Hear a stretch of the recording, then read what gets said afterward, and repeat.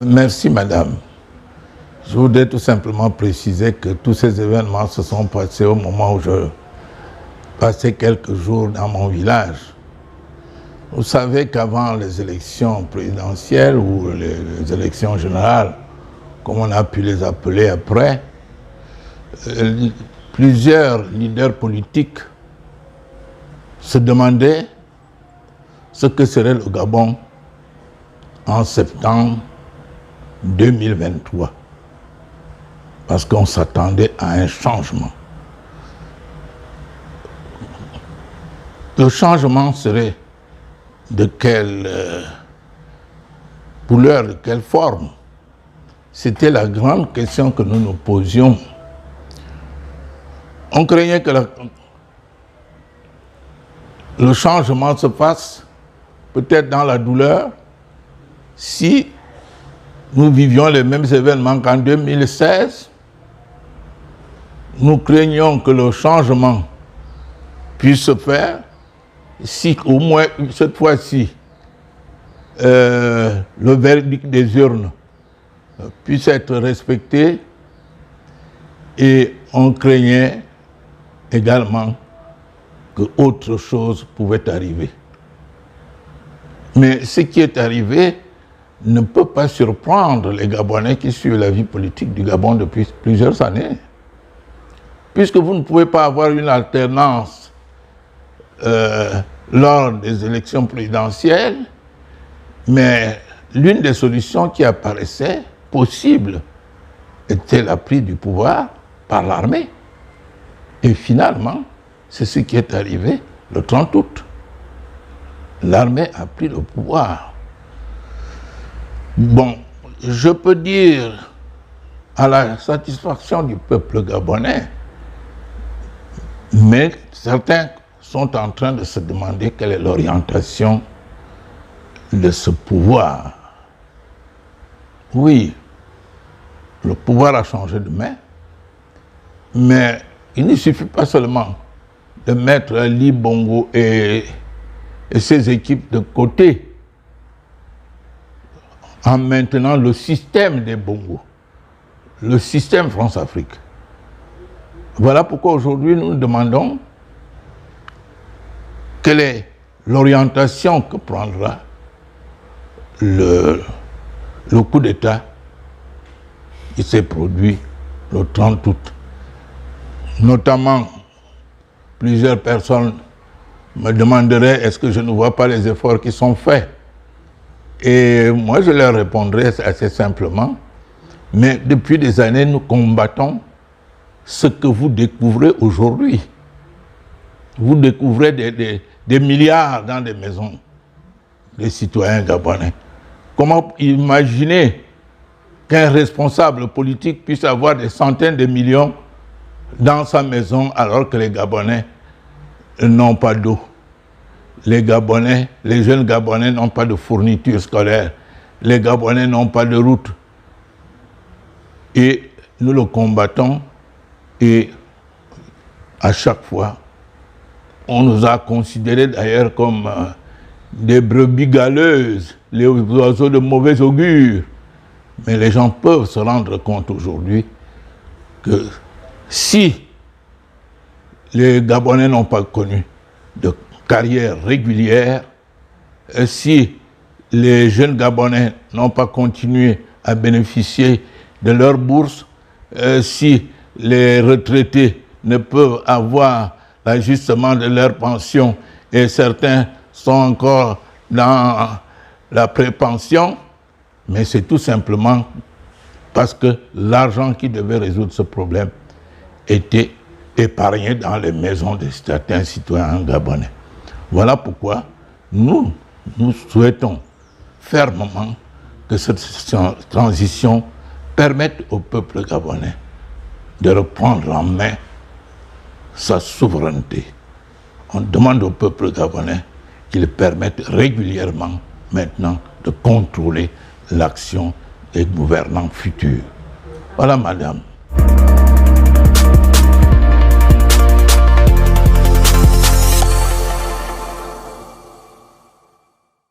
Vous savez que ceux qui posent des actes savent les raisons pour lesquelles ils les posent. Vous comprenez?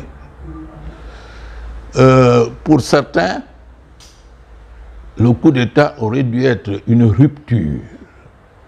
Une rupture avec le PDG, rupture avec les mauvaises habitudes, rupture, mais certains s'inquiètent aujourd'hui, comme si le général, qui fait déjà un très grand travail, mais hésitait réellement de faire cette rupture. Voilà pourquoi vous allez retrouver à l'Assemblée nationale M. Ndungu. Hein? Bon, voilà pourquoi vous allez retrouver au gouvernement 13 PDG sur 27.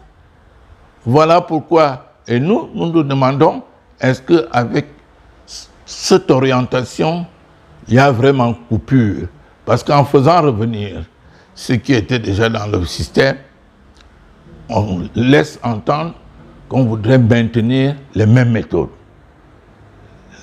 la même façon de diriger le pays, les mêmes méthodes de dépravation, ce qui ne conduirait pas notre pays très très loin. Nous l'encourageons à faire les efforts qu'il est en train de faire, mais il faudrait qu'il permette au peuple gabonais de savoir s'il veut vraiment lui retrocéder sa souveraineté pour que le peuple gabonais soit heureux de pouvoir diriger son pays et de construire la nation gabonaise pour le présent et pour l'avenir.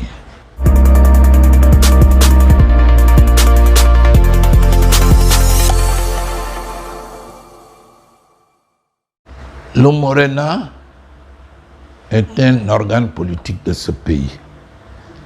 Je vous amuserai en vous disant que la présidente de la Cour constitutionnelle, nous recevons un jour déclaré devant le bureau du mouvement de redressement national que nous venions de constituer, rester responsable parce que le Gabon a besoin du mouvement de redressement national. Nous sommes conscients que le Gabon a besoin du Morena. Nous avons été reçus également par le président de l'Assemblée nationale à l'époque et qui a repris ces termes en nous recommandant de continuer à agir en toute responsabilité parce que le Gabon a besoin du mouvement de redressement national, a besoin du Morena. C'est le travail que nous avons toujours fait dans ce pays depuis sa création en 1982. Nous revenons toujours sur le même fait. Nous allons faire des propositions, mais nous, d'ailleurs, nous envisageons déjà le 16 juin 2023 que nous passions par la transition. Nous recommandions une transition qui comprendrait le président de la République, le gouvernement de la période transitoire, qui serait chargé de l'expédition des affaires courantes, et l'Assemblée constituante qui regrouperait pratiquement l'ensemble des couches de ce pays. Vous savez, vous évoquez la Constitution de 1991, qui est presque une copie-collée de la Constitution de la Ve République française. Le Morena ne partagerait peut-être pas cette vision. Nous souhaitons et nous sommes convaincus que le Gabon n'a pas les mêmes problèmes que la France. Le Gabon a besoin d'une constitution qui réponde à la réalité quotidienne. Et ces réalités, qu'elles peuvent être, vous savez que nous sommes... le Gabon a plusieurs groupes ethniques. Mais il faut que dans la constitution que nous allons élaborer, nous reflétions le fait que nous avons besoin de nos langues et de nos cultures. Nous avons besoin presque de mettre en place une constitution, la création d'une fédération gabonaise, des micro-États qui correspondraient aux groupes ethniques, fussent-ils petits, même s'ils sont 15. Aux États-Unis, vous avez des États constitués par une ville. Par une ville. Mais le plus important pour les Gabonais que nous sommes est de sauvegarder le génie que chaque groupe, dont chaque groupe dispose. Nous avons besoin de responsabiliser également l'arrière-pays. L'arrière-pays. Parce que dans notre pays, depuis de longues années, depuis l'indépendance, l'homme villageois est considéré comme un rejet. Parce qu'on estime qu'il ne parlant pas français, il ne reflète pas une culture. Oh, ce n'est pas vrai. Ce n'est pas vrai.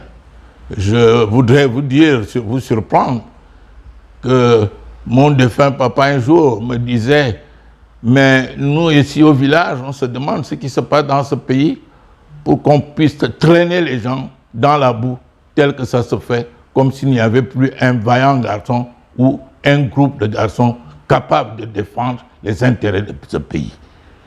Donc il faudrait que nous réfléchissions, c'est peut-être pas l'idée exclusive du Morena, mais que nous puissions construire, rédiger une constitution qui tienne compte des réalités gabonaises.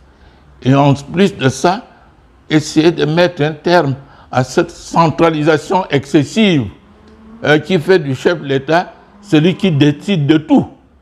Non. Et les résultats sont là. La femme du président encaisse dans sa maison des milliards.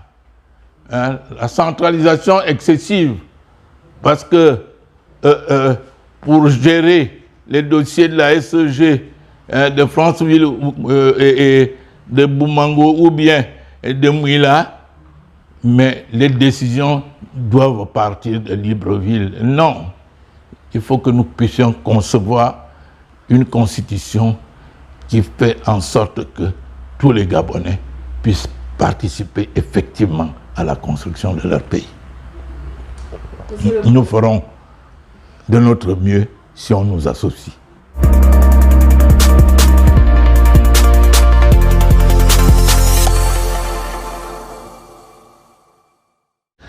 Mais madame, je voudrais peut-être vous surprendre et vous remercier.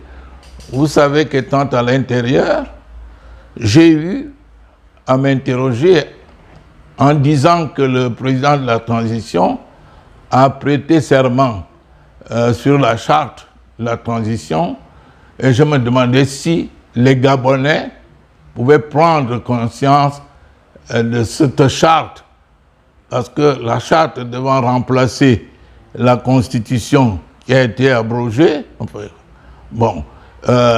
doivent connaître le contenu de la charte. Et dans le même poste, j'ai ajouté que les Gabonais voulaient connaître quels sont ceux qui composaient le CTRI. Parce qu'on ne nous parlait que du général Oligui Nguema, le général Oligui. Est-ce qu'à lui seul, il constituait le comité, tout le comité, que les Gabonais devaient connaître les membres de ce comité. Bon, j'étais heureux que certains Gabonais m'aient répondu aussitôt en disant la charte existe effectivement et qu'on l'ait publiée, plus ou moins publiée. J'ai lu une partie, je reviens de l'intérieur, j'ai lu une partie, mais je crois que le plus important est qu'il y ait une volonté commune de relever le Gabon des cendres et de construire un nouveau Gabon.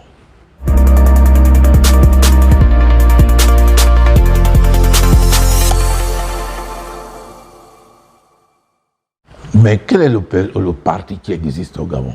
Le PDG parce qu'il a des milliards dans les maisons? Quel est le parti politique qui existe? Les je ne sais pas, les uns unis, ou comment on a vu? Comment ça? Un uni, et ainsi de suite. Mais ce qui vous donne l'impression d'exister, ils n'existent parce qu'ils reçoivent les subsides du pouvoir. Mais le Morena existe, il est présent, et je vous garantis qu'il va rebondir si le Gabon prenait un réel nouvel envol. Il est prêt. Vous savez, je ne veux pas revenir sur les détails, mais il y a plusieurs partis qui aimeraient se retrouver avec le Morena pour construire un Gabon meilleur. Nous avons ralenti cet élan essentiellement parce que nous voulions que le cadre qui existait disparaisse. Le cadre qui ne supportait même pas le mouvement de redressement national, je vous le dis. Parce que nous avons toujours peut-être pris des décisions qui allaient à l'encontre de la politique qui était menée par le pouvoir disparaissant. Parce que je n'ai pas dit qu'il a disparu, mais un pouvoir disparaissant. Donc, nous sommes prêts, et nous sommes nombreux à redonner le Morena. Et je profite de l'occasion, madame, je profite de l'occasion pour vous dire que le grand regret que nous exprimons depuis plusieurs années est le fait que le Morena, qui aurait dû être l'ANC dans le cadre politique gabonais, ait été réduit en miettes aussi bien par la France que par la politique gabonaise. Parce que ceux qui sortaient du PDG avaient pour mission de créer de nouveaux partis politiques qui vont aujourd'hui jusqu'à 103. Un pays de moins de 2 millions d'habitants ou de près de 2 millions d'habitants qui se retrouvent avec 103 partis, alors qu'on aurait pu avoir le PDG et le mouvement de redressement national qui souhaitait que nous revenions au multipartisme, qui souhaitait l'alternance pacifique au sommet de l'État, qui souhaitait l'éveil de la conscience, qui continue d'ailleurs à souhaiter l'éveil de la conscience nationale et l'épurement des mœurs. Donc, le Morena ne subit des petits contre-coups tout simplement parce que c'est le pouvoir qui le fait. Le pouvoir a commencé par le Morena de Paris. Bon, et en 2010, le pouvoir a créé ce qu'on appelle, on a dû appeler le Morena de Mendou. Le pouvoir a créé le Morena qu'on appelle aujourd'hui un Morena de ceci ou cela. Donc, le Morena tend à fragiliser ce parti. Heureusement que un des derniers fondateurs est là pour continuer à défendre les idéaux de ce pays, pour continuer à se battre pour l'avenir de notre pays, pour le bien du peuple gabonais. Et je vous rassure que le Morena existera. Toujours.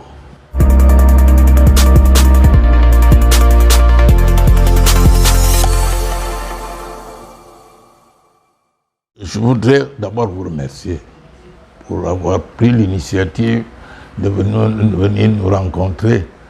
Ça faisait longtemps qu'on s'était vus.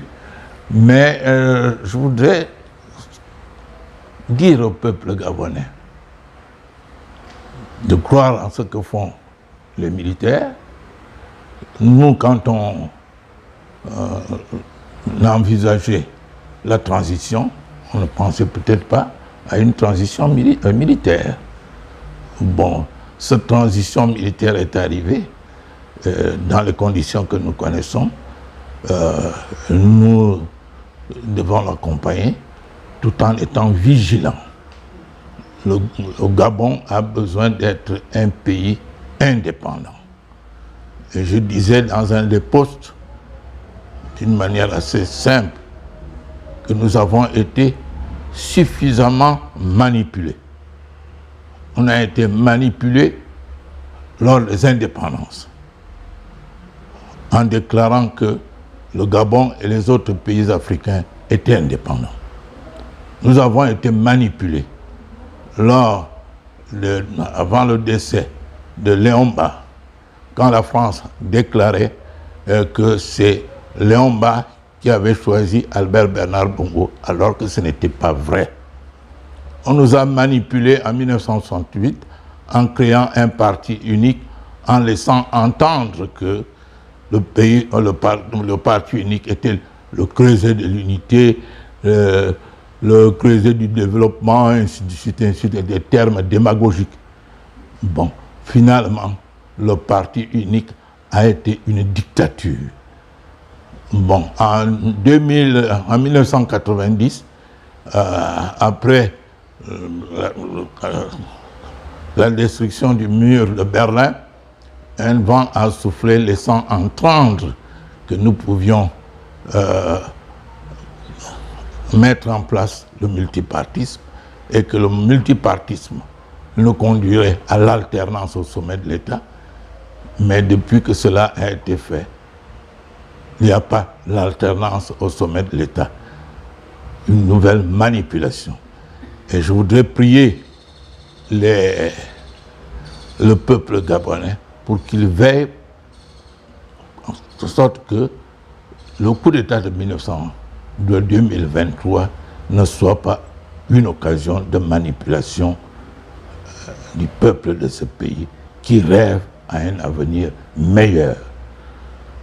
Et vite, nous savons qu'il y a, parce que certains me l'ont reproché, certains m'avaient dit dans le passé, quand je posais le problème des relations franco-gabonaises, quand je posais le problème